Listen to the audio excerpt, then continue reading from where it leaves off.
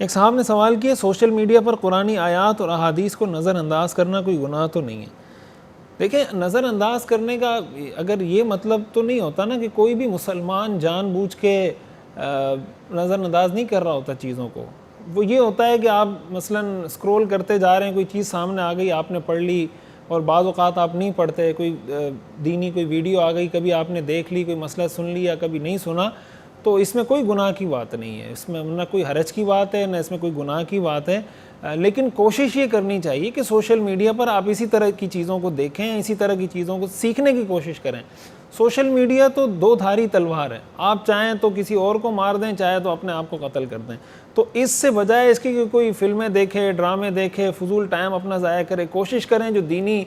पोस्टें होती हैं, कुरान हदीस का तर्जुमा तशरीह पर मुश्तमिल प्रोग्राम होते हैं, जो आयात होती है, मसाइल, इस तरह की चीज़ों को अगर आप देखेंगे, सुनेंगे, तो इससे आपको दुनिया में भी फ़ायदा होगा, आखिरत में भी फ़ायदा होगा। और अगर बस आपको टिकटॉक ही यूज़ करनी है और आपको फ़नी वीडियोज़ ही देखनी है और आपको हर वक्त प्रैंक ही देखना है, तो ये तो टाइम का ज़िया है। एक लिमिटेड टाइम में तो समझ में आता है कि आदमी चलो काम करके थक जाता है, वो कहता है यार कोई 10 मिनट, 15 मिनट, आधा घंटा कोई फ़नी वीडियो देख लेता हूँ, थोड़ा दिमाग फ्रेश हो जाए, और वो भी इस शर्त पर कि उसमें कोई ऐसी चीज़ ना हो जो शरीयत जिसकी इजाज़त नहीं देती, कोई बेहूदगी, कोई इस तरह की चीज़ें ना हो। लेकिन अगर एक आदमी सारा दिन प्रैंक देखता रहे, सारा दिन टिकटॉक इस्तेमाल करता रहे, फ़नी वीडियोस देखता रहे, तो ज़ाहिर है ये तो ज़िंदगी का मकसद नहीं है हमारा। एक साहब ने सवाल किया, मुफ्ती साहब मेरा सवाल ये कि अगर जॉब टाइमिंग की वजह से मगरिब की नमाज़ वक्त पर नहीं पढ़ी जा सके तो इशा से कितनी देर पहले तक नमाज़ पढ़ सकते हैं? क़ज़ा नमाज में सिर्फ अच्छा, ये अलग सवाल है। देखें, जॉब की टाइमिंग की वजह से मगरिब की नमाज़ वक्त पर नहीं पढ़ी जा सके,